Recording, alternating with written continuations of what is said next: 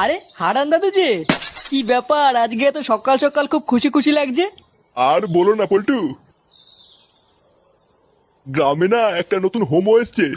আমাকে একটু আগে রাস্তায় ডেকে বললো 10 টাকা দাও, হ্যান্ডেল মেরে দেবো। সেই যে কি মজা গো পল্টু, আর কি বলবো। সকাল সকাল মনটা পুরো ভালো হয়ে গেল।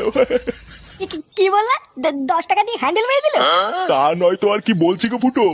তোমরা কিন্তু আবার এইসব কথা কাউকে বলো না, ঠিক আছে? এই না না দাদু, আমরা কাউকে বলবো না। লেওরা তুমি কাউকে বলো না। আচ্ছা আচ্ছা, ঠিক আছে ঠিক আছে।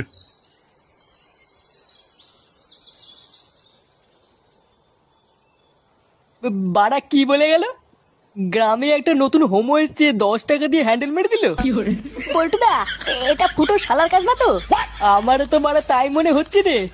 ভাগ্যিস হারান দাদু জানে না ওটা ফুটো শালা, না হলে তো গ্রামে ফুটো সম্মানী টাকনি পড়ে যেত রে। বাড়া, চুদির ভাই তলে তলে এই ব্যবসা করছে। ফুটো, তুই কোনো চিন্তা করিস না। তোর শালাকে এই গ্রামে কেউ চেনে না, কোনো সমস্যা হবে না। হ্যাঁ, তুই কোনো চিন্তা করিস না। চল মদনের দোকান থেকে চা খেয়ে আসি।